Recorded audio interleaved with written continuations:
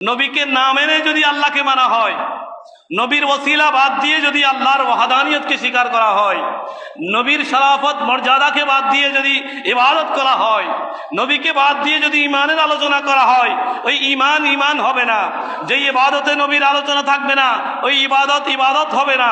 যেই ইসলামে নবীর আলোচনা নাই, ওটা ইসলাম হবে না। যেই ইমানে নবীর মর্যাদার বর্ণনা নাই, ওটা ইসলাম হবে না। নবীকে রাজি করার মাধ্যমে, নবীর ওসিলা হয়ে তাওহীদ মানতে হবে, নবীর মাধ্যম হয়ে ঈমান এবং ইসলাম মানতে হবে, তাহলেই আল্লাহর দরবারে কবুল হবে, নতুবা কবুল হবে। কুল মাখলুকাতের একটাই উদ্দেশ্য, আল্লাহকে রাজি করা। মূল উদ্দেশ্য কয়টা? কথা বলেন, কাকে রাজি করা? আল্লাহকে রাজি করা। কিন্তু আল্লাহ চাইতেছেন আল্লাহর নবীকে রাজি করা। সুবহানাল্লাহ বলেন। আরে কুল মাখলুকাত আল্লাহর সন্তুষ্টি তালাশ করে, সমগ্র সৃষ্টি আল্লাহর অনুগ্রহ তালাশ করে, আল্লাহর সন্তুষ্টি চায় যে কিভাবে আমরা আল্লাহকে রাজি করব। আমাদেরও একমাত্র লক্ষ্য হওয়া উচিত এটা যে আল্লাহকে রাজি করব। কাকে রাজি করব?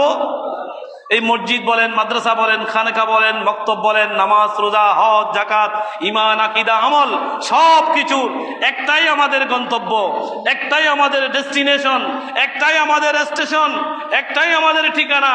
এটা হলো আল্লাহর রেজামন্দি। আল্লাহর রেজামন্দি, আল্লাহকে সন্তুষ্ট করতে হবে এবং রসুলকেও সন্তুষ্ট করতে হবে। আল্লাহ বলেছেন আল্লাহু আহাক্কু, আল্লাহু ওয়া রাসূলুহু আহাক্কু আন ইউরদুহু। আল্লাহকেও রাজি করতে হবে, আল্লাহর নবীকেও রাজি করতে হবে। নবীকে রাজি করলে আল্লাহ রাজি হয়ে যাবেন। নবীকে রাজি করলে, এখন অনেক তন্ত্র মন্ত্র মতবাদ বের হয়েছে, অনেক লোক বের হয়েছে, শুধু আল্লাহকে রাজি করার জন্য দেওয়ানা হয়ে গেছে, কিন্তু নবীর ব্যাপারে কোনো আলোচনা নাই, নবীর ব্যাপারে কোনো জিকির নাই, নবীর মর্যাদার কোনো আলোচনা নাই, নবীর শরাফতের কোনো আলোচনা নাই, নবীকে যে অপরিহার্যভাবে লাগবে এই বিষয়টাও তারা বেমালুম এড়িয়ে যান, শুধু তাওহীদ নিয়ে আছেন। তাওহীদ তখন কবুল হবে, আল্লাহর উপর ঈমান তখন কবুল হবে যদি নবীকে মান্য করার মাধ্যমে আল্লাহকে মানা হয়। নবীকে না মেনে যদি আল্লাহকে মানা হয়, নবীর ওসিলা বাদ দিয়ে যদি আল্লাহর ওয়াহদানিয়তকে স্বীকার করা হয়, নবীর শরাফত মর্যাদাকে বাদ দিয়ে যদি ইবাদত করা হয়, নবীকে বাদ দিয়ে যদি ইমানের আলোচনা করা হয়, ওই ইমান হবে না। যেই ইবাদতে নবীর আলোচনা থাকবে না, ওই ইবাদত হবে না। যেই ইসলামে নবীর আলোচনা নাই, ওটা ইসলাম হবে না। যেই ইমানে নবীর মর্যাদার বর্ণনা নাই, ওটা ইসলাম হবে না। নবীকে রাজি করার মাধ্যমে, নবীর ওসিলা হয়ে তাওহীদ মানতে হবে, নবীর মাধ্যম হয়ে ঈমান এবং ইসলাম মানতে হবে, তাহলেই আল্লাহর দরবারে কবুল হবে, নতুবা কবুল হবে। কুল মাখলুকাতের একটাই উদ্দেশ্য, আল্লাহকে রাজি করা। মূল উদ্দেশ্য কয়টা? কথা বলেন, কাকে রাজি করা? আল্লাহকে রাজি করা। কিন্তু আল্লাহ চাইতেছেন আল্লাহর নবীকে রাজি করা। সুবহানাল্লাহ বলেন। আমরা নামাজ পড়ি আল্লাহর জন্য, ঈমান, আমল, আকীদা সব কিছু আল্লাহর জন্য, আল্লাহকে সন্তুষ্টি করার জন্যই আমরা।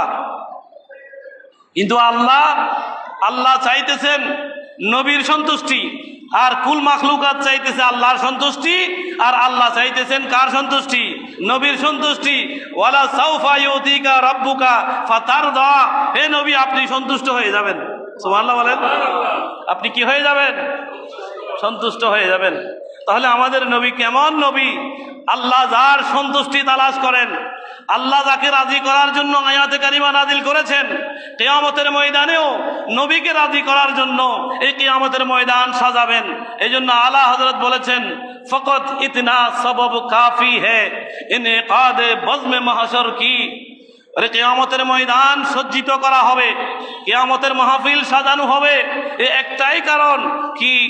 শানে মাহবুবে নিরালি দেখাই, যে আল্লাহ নবীর শান মানকে দেখাবেন, নবীকে মাকামে মাহমুদে রাখবেন, নবী আল্লাহকে সিজদা করবেন, নবীর কথা অনুযায়ী আল্লাহ যা নবী চান আল্লাহ নবীকে তা দিয়ে দেবেন। এই সৌন্দর্য দেখানোর জন্য, এই প্রাইজ গিভিং সেরিমনি হিসেবে আল্লাহ কিয়ামতের ময়দান কায়েম করবেন। এক লাইনের মধ্যে আলা হযরত বলে দিয়েছেন, বড় করে বলেন সুবহানাল্লাহ। এখন অনেকে আছেন শাফাআতকে মানেন না, শাফাআতকে মানেন না। নবী আল্লাহর পক্ষ থেকে শাফাআত নিয়ে নেবেন, আল্লাহর কাছে শাফাআত করবেন উম্মতের জন্য, আর উম্মত বলতেছে নবীর শাফাআত কাজে আসবে না। নাউজুবিল্লাহ বলেন। উম্মত বলছে নবীর শাফাআত কাজে আসবে না। এই ধরনের বহু উম্মত বর্তমানে লিডিং পর্যায়েও আছে, লিডিং পর্যায়েও আছে। আমরা দোয়া করি আল্লাহ তাদেরকে হেদায়াত নসিব করুক। কি নসিব করুক? হেদায়াত নসিব করুক। বড় করে বলেন আমিন।